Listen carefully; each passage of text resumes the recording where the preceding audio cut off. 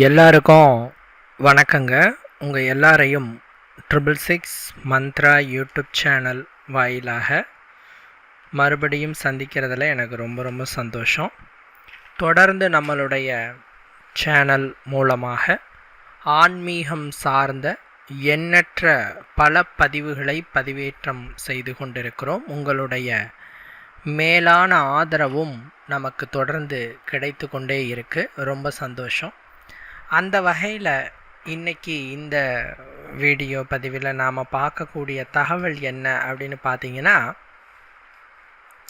இந்த அக்னி நட்சத்திர காலகட்டமானது இன்னும் கொஞ்ச நாளில் தொடங்க இருக்குது.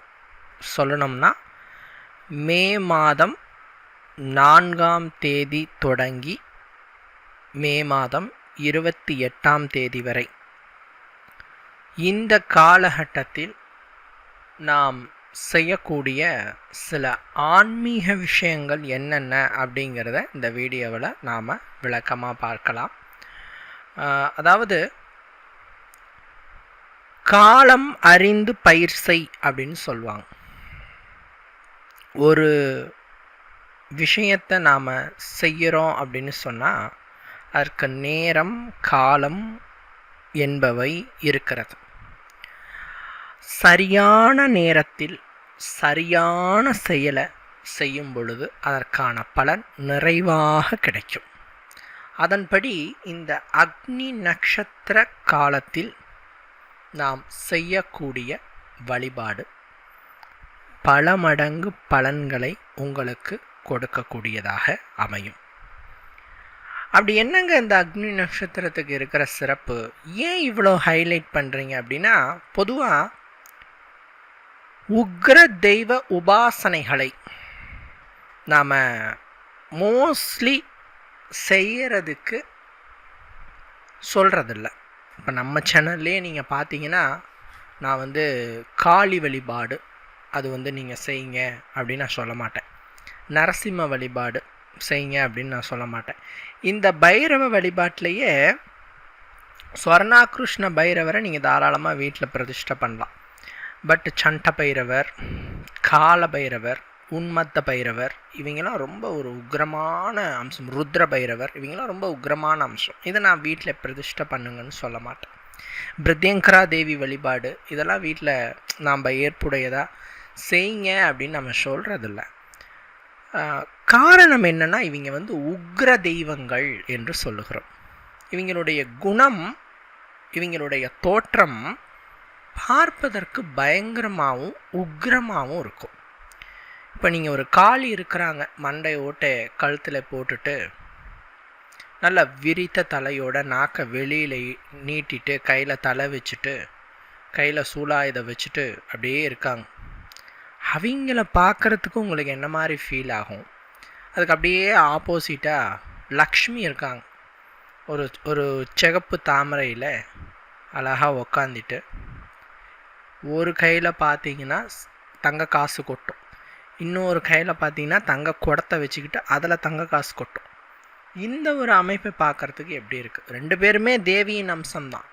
இவங்க காளி அம்சம் அவதாரம், இவங்க லக்ஷ்மி அவதாரம். ரெண்டு பேரும் ஒருத்தங்க தான். பட் அந்த தோற்றமாகப்பட்டது மனதிற்கு எது சாந்தத்தை கொடுக்குது, ஒரு மன மகிழ்ச்சியை கொடுக்குது அப்படின்னா லக்ஷ்மியை பார்க்குறச்ச தான் உங்களுக்கு ஒரு மன அமைதி, மன ஒரு சாந்தி கிடைக்கும். இதில் இந்த உக்ர தெய்வ உபாசனைகள் செய்வதற்கென்று சில காலங்கள் இருக்குது. அந்த காலங்களில் செய்யும்போது அந்த தெய்வம் சீக்கிரமாக நம்மளுக்கு பலனை கொடுத்துருது. மற்ற நாட்களில் உக்ர வழிபாடு செய்ய வேண்டான்னு சொல்கிறேன். நான் அக்னி நட்சத்திர காலத்தில் செய்யுங்கன்னு சொல்கிறேன். அக்னி நட்சத்திர காலத்தில் நீங்கள் காளி வழிபாடு பண்ணுங்கன்னு சொல்கிறேன். அக்னி நட்சத்திர காலத்தில் நரசிம்ம வழிபாடு செய்யுங்கன்னு சொல்கிறேன். அக்னி நட்சத்திர காலத்தில் பிரித்யங்கரா தேவி வழிபாடு, பைரவ வழிபாடெலாம் செய்யுங்கன்னு சொல்கிறேன்.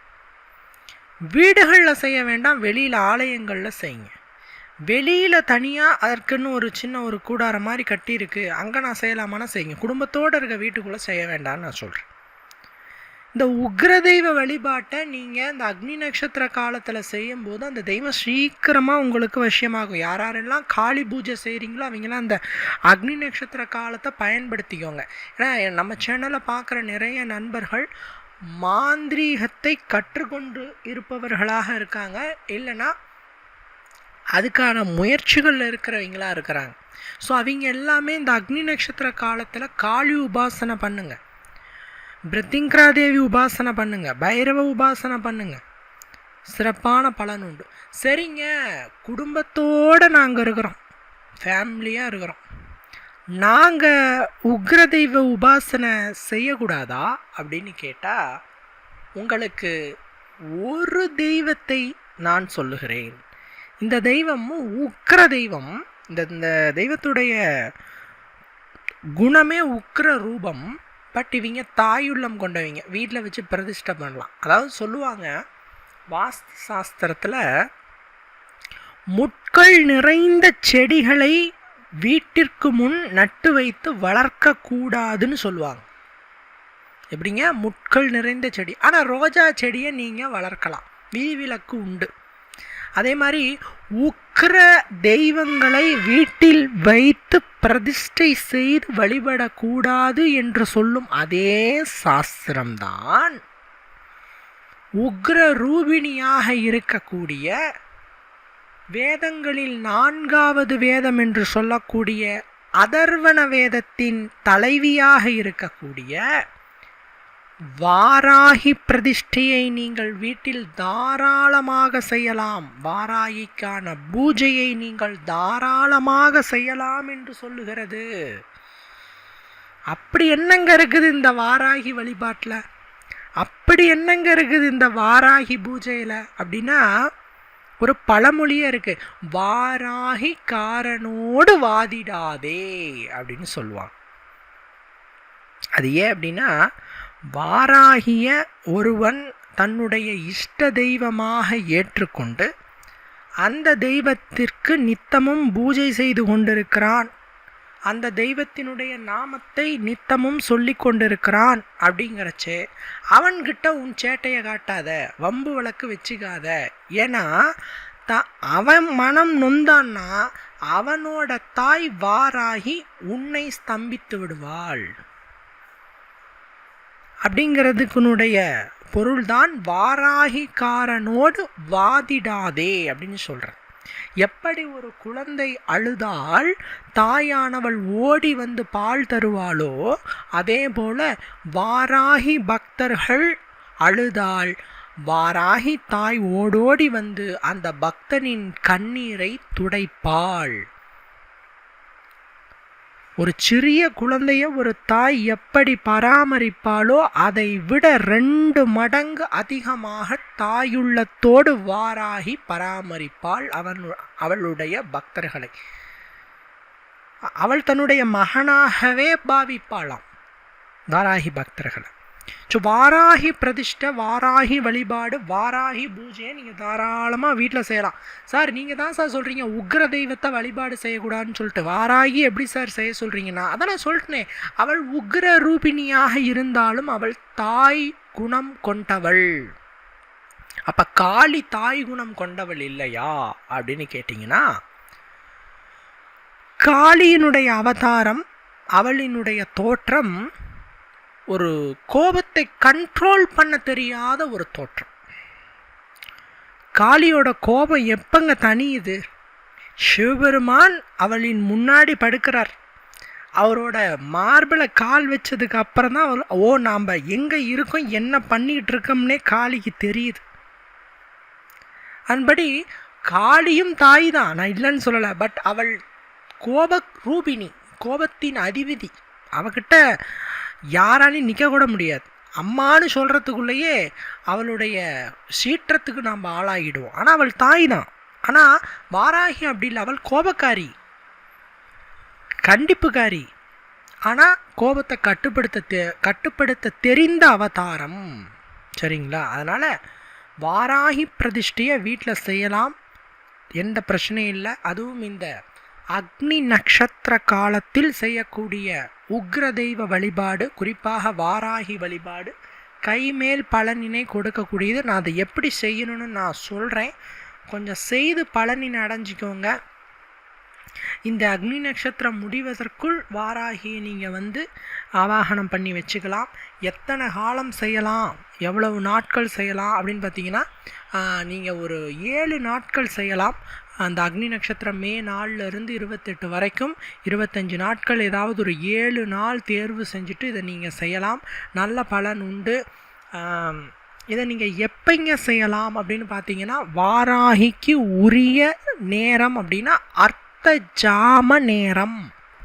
அர்த்த ஜாம நேரம் அது என்னங்க அர்த்த ஜாமம் அப்படின்னா, 6 கால பூஜையில் 6வது கால் பூஜை எப்போ நடைபெறுதோ அப்போ தான் அர்த்த ஜாம நேரம் அப்படின்னு சொல்கிறது. 6வது கால் பூஜை எந்த டைமுக்கு நடைபெறும்னா இரவு 9 மணியிலிருந்து 10 மணிக்குள். இதுதான் பார்த்தீங்கன்னா அர்த்தகால பூஜை. இந்த டைமில் வாராகி பிரதிஷ்டையை ஆரம்பிங்க. வீட்டில் வாராகி ஃபோட்டோ வச்சுக்கலாம், கட்டவிரல் சைஸுக்கு இருக்கிற வாராகி சிலையை வச்சுக்கலாம். வச்சுட்டு அவளுக்கு நைவேத்தியத்தை படையுங்கள். நைவேத்தியம் என்றால் சக்கரவள்ளி கிழங்கு, இது வேக வச்சது, உளுத்தவடை, மாதுளை, தயிர் சாதம், எலுமிச்சை சாதம், இதெல்லாம் ரொம்ப விசேஷம். இதை படைச்சிட்டு நீங்கள் வாராகிக்கு முன்னாடி விளக்கேற்ற வேண்டும். அகல் விளக்கில் நல்லெண்ணெய் ஊற்றி தீபம் ஏற்ற வேண்டும். தீபம் ஏற்றி அவளை வெறுமனே வணங்காமல் கொஞ்சம் விசேஷமாக உப்பை கையில் வச்சுட்டு வணங்குறோம். இதுதான் இந்த வழிபாட்டில் இருக்கிற சிறப்பு. அது என்னங்க உப்பை கையில் வச்சுட்டு வணங்குறோம் அப்படின்னு பார்த்தீங்கன்னாங்க, இந்த உப்பு அப்படிங்கிறத பற்றி நீங்கள் பல விஷயங்கள் தெரிந்து கொள்ளணும். நான் முன்னாடி வீடியோக்களில் உப்பு தாந்திரிகம்னு தனியாக ஒரு வீடியோவே போட்டிருக்கேன். இந்த உப்பு எப்படியெல்லாம் ஆன்மீகத்துக்கு பயன்படுது, மாந்திரீகத்தில் எந்த மாதிரிலாம் யூஸ் ஆகுதுன்னு நான் சொல்லியிருக்கேன். பிகாஸ் ஒரு தெய்வத்தை நீங்கள் வழிபாடு செய்கிறச்ச நீங்கள் தீபம் ஏற்றி வச்சு வழிபாடு செய்வீங்க. காரணம் என்னென்னா, அக்னி என்பவர் யாருன்னா நம்மளுக்கும் தேவர்களுக்கும் ஒரு தூதுவராக செயல்படுபவர் தான் அக்னி. சரிங்களா? நம்மளுடைய விருப்பங்களையும் ஆசைகளையும் இறைவனிடத்தில் கொண்டு செல்லும் பணியை செய்பவர் அக்னி. அதனால தான் சுவாமியை கும்பிடும்போது சூடம் கொளுத்தி வச்சு கும்பிட்றோம், தீபம் ஏற்றி கும்பிட்றோம். அதே மாதிரி தேவர்களுக்கும் அவர் தான் தூதுவராக இருப்பார். தேவர்களுடைய குறையை இறைவனிடத்தில் கொண்டு போகிறது யாருன்னா அக்னி. அந்த மாதிரி எப்படி ஒரு பூஜை செய்கிறச்ச தீபம் ஏற்றி நம்ம பிரார்த்திச்சா நம்ம வேண்டுதல் அக்னியின் மூலமாக இறைவனின் செவிகளுக்கு போகுமோ, அதே மாதிரி உப்பை கையில் வைத்து கொண்டு நாம் செய்யும் வழிபாடு இறைவனின் செவிகளுக்கு விரைவாக சென்றடையும். அதுதான் பார்த்தீங்கன்னா உப்பு தாந்திரீகம் அப்படின்னு அதுக்கு பேரே. அதாவது நீர் சூழ் உலகு அப்படின்னு சொல்லுவாங்க. இந்த உலகம் நீரினால் சூழப்பட்டிருக்குது. இன்னும் சொல்லணும்னா 73% கடல் நீரால் சூழப்பட்டது தான் நம்மளுடைய பூமி. ஓகேங்களா? வெறும் 30% தான். இன்னும் சொல்லணும்னா ஒரு 27% தான் நிலமே. மீதி எல்லாமே என்னது? நீர் தான். இந்த நீருங்கிறச்ச கடல் நீர். இந்த கடல் நீர் அப்படிங்கிறது புனிதமானது. எப்படி சார் சொல்கிறீங்க அப்படின்னா, தேவர்களும் அசுரர்களும் அமுதம் வேண்டி திருப்பார்கடலை கடைந்த போது அந்த கடலிலிருந்து தோன்றியவர் தான் மகாலட்சுமி. ஸோ கடலிலிருந்து மகாலட்சுமி தோன்றாங்கன்னா மகாலட்சுமியின் தாய் யார்? கடல். ஸோ கடல் எவ்வளவு புனிதமானதுன்னு நீங்கள் பாருங்கள். அப்படின்னா கடல் தண்ணீரை வீட்டில் தெளித்தாலோ கடலிலே குளித்தாலோ நம்ம பிடிச்சிருக்கிற தோஷம் நீங்குமா, பிரச்சனை நீங்குமா? கடல் தண்ணியை வீட்டில் தெளித்தா வீட்டில் இருக்கிற கவலை நீங்குமா, தோஷம் நீங்குமா? நீங்கும், கண்டிப்பாக நீங்கும். நிறைய பேர் பாருங்கள், உடம்பு ரொம்ப அசதியாக இருக்குது, ஏதோ யாரோ வச்சுட்டாங்க, கெட்ட சக்தி புகுந்த மாதிரி இருக்குது அப்படின்னா கடல் தண்ணியில் குளிங்கன்னு சொல்லுவோம். ஏன்னா கடல் என்பது அனைத்தையும் சுத்தப்படுத்தக்கூடியது. தேவி மகாலட்சுமி எப்படி அனைத்தையும் பவித்திரமாக்குவாளோ அதே மாதிரி கெட்டது எல்லாத்தையுமே பவித்திரமாக்குறது கடல் தண்ணீர். ஸோ அப்பேற்பட்ட கடல் நீரிலிருந்து நமக்கு கிடைப்பது என்பது உப்பு. இந்த உப்பும் வீட்டிலே குறையாமல் இருக்கணும். நான் அடிக்கடி சொல்கிறது தான், உப்பு வீட்டில் வச்சுக்கோங்க, குறையாமல் வச்சுக்கோங்க. உப்பு எந்த அளவுக்கு வீட்டில் நிறைவாக இருக்கோ அந்த அளவுக்கு வீட்டில் சேமத்துக்கு குறைவு இருக்காது. சந்தோஷத்துக்கு குறைவு இருக்காது, தனவரவுக்கு குறைவு இருக்காது, பணவரவுக்கு குறைவு இருக்காது அப்படின்னு நான் சொல்லுவேன். இந்த அக்னி நட்சத்திரம் முடியும் காலம் வரை, மே 4லேருந்து 28 வரைக்கும், ஸ்டார்ட் டு எண்ட் வரைக்கும் வீட்டில் குறையக்கூடாத பொருளாக இந்த உப்பை பார்த்து கொள்ளுங்க. வீட்டில் உப்பு குறையாமல் இருக்கணும். ஒரு ஜாடி மாதிரி வாங்கிட்டு அந்த ஜாடியில் ரொப்பி வைங்க. ஒரு அரை பங்குக்கு தீந்த வெட்டி திருப்பியும் கொட்டி வைங்க. உப்பு வீட்டில் குறையாமல் பார்த்துக்கோங்க அக்னி நட்சத்திர காலத்தில். அதே நேரத்தில் பார்த்தீங்கன்னா அக்னி நட்சத்திரம் ஸ்டார்ட் ஆன டேஸில் இருந்து எண்ட் ஆகிற டேஸ் வரைக்கும் குளிக்கிற தண்ணியில் கொஞ்சமாக ஒரு ஸ்பூன் அளவுக்கு கல்லுப்பை போட்டு அந்த தண்ணியில் குளிங்க. ரொம்ப போட்டு குளிச்சிங்கன்னா வடவடன்னு இருக்கும். ஒரு ஸ்பூன் சும்மா பேருக்கு, சாஸ்திரத்துக்கு கொஞ்சமாக கல்லுப்பு கொட்டிட்டு தண்ணியில் கரைச்சிட்டு அந்த தண்ணியில் நீங்கள் குளிங்க. கல்லுப்பு குளியல். எப்படி ஒரு கிரகணம் ஏற்படும் போது அந்த கதிர்வீச்சுகள், அந்த கெட்ட கதிர்வீச்சுகள் நம்மளை தாக்காமல் இருப்பதற்கும், தாக்கினாலும் அதன் பாதிப்பு நம்மளை அண்டாமல் இருப்பதற்கும் கிரகணம் முடிந்தவுடன் உப்பு நீரில் குளிங்கள் அப்படின்னு சொல்கிறோமோ, அதே மாதிரி தான் இந்த அக்னி நட்சத்திர காலத்தில் சூரியனுடைய அதீத தாக்கம் இருப்பதினால காலையிலும் மாலையிலும் நீங்கள் குளிக்கிற தண்ணியில் கொஞ்சமாக கல்லுப்பு போட்டுட்டு குளிக்கும்போது ரொம்ப நல்ல பலனாக அது அமையும். நம்மளுடைய உடலினை சுற்றி கண்ணுக்கு தெரியாத, அதாவது சொல்லணும்னா மனித கண்ணிற்கு அகப்படாத எத்தனையோ சூட்சம சக்திகள் இருக்குது. அவை அத்தனையும் இந்த கல்லுப்பு குளியல் நீக்கும். சில பேர்லாம் சொல்லுவாங்க, ஏதோ அசதியாகவே இருக்குதுங்க, ஏதோ திருஷ்டிப்பட்ட மாதிரியே இருக்குதுங்க, ஏதோ உடலுக்கு ஏதோ பிரச்சனை ஆகிட்டு இருக்கிற மாதிரியே இருக்குதுங்க அப்படின்னு சொல்கிறவங்களுக்கெல்லாம் இந்த கல்லுப்பு குளியில் தாராளமாக குளிக்கலாம். அக்னி நட்சத்திர காலத்தில் இதை செய்யுங்க, ரொம்ப நல்லது. இந்த அக்னி நட்சத்திர காலத்தில் நீங்கள் என்ன பண்ணணும் அப்படின்னு கேட்டிங்கன்னா, இந்த வாராகி பூஜை செய்கிறீங்க இல்லையா, இந்த வாராகி பூஜை செய்யும்போது கல்லுப்பை உங்கள் 2 கையிலையும் வச்சுட்டு வராகிய மனசில் நினச்சிட்டு வெறும் தரையில் அமராதிங்க. ஒரு துணியை போட்டு அந்த துணி மேலே உக்காந்திக்கோங்க, அல்லது ஒரு பலகையை போட்டு பலகை மேலே உக்காந்துட்டு கிழக்கு அல்லது வடக்கு பார்த்த மாதிரி நீங்கள் உக்காந்துட்டு கையில் கல்லுப்பு, 2 கையிலையும் கல்லுப்பை வச்சுட்டு மனசு சிரதையாக்கி, உங்கள் முன்னாடி தீபம் எரியுது, வாராகி இருக்கா, ஸோ கண்களை மூடிட்டு வராகியினுடைய உருவத்தை மனதில் நினச்சிட்டு உங்களுக்கு என்ன நடக்கணும்னு நினைக்கிறீங்களோ, ஏதாவது ஒரு ஆசையை மனசில் நினச்சிக்கோங்க. குதிரைக்கு கடிவாளம் கட்டியது போல் ஒரு ஆசைக்காக ஓடுனீங்கன்னா அது சீக்கிரமாக நிறைவேறும். நிறைய ஆசைகள் நினச்சிங்கன்னா அது நிறைவேறக்கு காலதாமதமாகும். ஸோ ஏதாவது ஒரு ஆசையை நினச்சிட்டு அந்த ஆசை அக்னி நட்சத்திரம் முடியறதுக்குள்ளே நடக்கணும்னு வாராகிய பிரதிஷ்டை பண்ணுங்க. நான் சொன்ன மாதிரி அர்த்தஜாம பூஜையாக இதை செய்யுங்க. இரவு 9 மணியிலிருந்து 10 மணிக்குள் இந்த பூஜையை செய்யுங்க. எவ்வளவு நேரம் செய்யலாம் அப்படின்னா, ஒரு அதிகபட்சமாக ஒரு 20 நிமிடங்கள் செய்யலாம் கண்களை மூடிட்டு. இந்த பூஜை முடிஞ்சவுடன் ஒரு பக்கெட்டு தண்ணியிலே உங்கள் கையில் இருக்க கல்லுப்பை கரைச்சி விட்டுட்டு மறுநாள் விடிந்தவுடன் அந்த தண்ணியை எடுத்துகிட்டு போயிட்டு பூச்செடி கடியில் அல்லது சுத்தமான இடத்துல ஊற்றிடுங்க. இப்படி நீங்கள் தொடர்ச்சியாக 7 நாட்கள் இந்த அக்னி நட்சத்திர காலத்தில் செய்கிறச்ச உக்ர ரூபிணியான வாராகியினுடைய அருள் உங்களுக்கு கிடைக்கும். அதே மாதிரி இந்த கல்லுப்பு தாந்திரீகத்தை செய்கிறதுனால உங்களுடைய கோரிக்கை விரைவாக இறைவனிடத்தில் செல்லப்படும். இந்த கல்லுப்பை கையில் வச்சுட்டு நீங்கள் பிரார்த்தனை பண்ணுறச்ச உங்களுடைய மனோசக்தி பன்மடங்கு அதிகரிக்கும், மனதின் அதிர்வு சக்திகள் பன்மடங்கு அதிகரிக்கும். இதெல்லாம் கூடி உங்களுடைய விருப்பங்களையும் ஆசைகளையும் விரைந்து நிறைவேற்றுவதற்கு அனைத்து விதமான சூழ்நிலைகளையும் அனுகூலங்களையும் இந்த பிரபஞ்சம் உங்களுக்கு ஏற்படுத்தி கொடுக்கும் என்பதிலே எந்த விதமான டவுட்டுமே கிடையாது. சரிங்களா? ஸோ இதை எல்லாரும் செய்யலாம். சில பேர் கேட்பாங்க, சார் இதை பெண்கள் செய்யலாமா, சார் இதை ஆண்கள் செய்யலாமா அப்படின்ட்டு.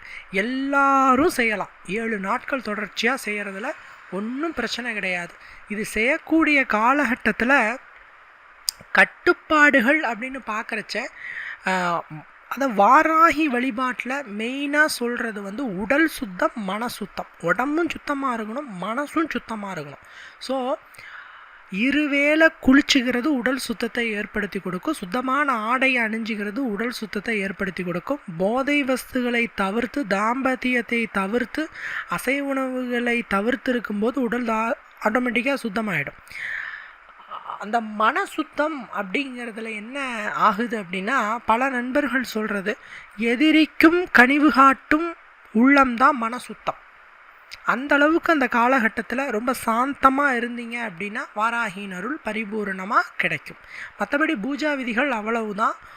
ரொம்ப ஒரு கடினமான பூஜைகள்லாம் இல்லை, சிம்பிளானதான். கண்டிப்பாக இதை நீங்கள் அக்னி நட்சத்திர காலத்தில் செய்யுங்க. அக்னி நட்சத்திரம் முடிந்த கையோடு உங்களுக்கு என்ன நீங்கள் தாயிடம் கேட்டீங்களோ அதை அந்த தாய் நிச்சயம் நிறைவேற்றி கொடுப்பாள் என்பதில் ஐயமில்லை. சரிங்களா? கண்டிப்பாக இந்த வீடியோ பதிவு உங்களுக்கு பயன் தரக்கூடிய வகையில் இருந்திருக்கும் நான் நம்புகிறேன். மற்றும் ஒரு பதிவில் உங்களை நான் சந்திக்கிறேன். நன்றி, வணக்கம்.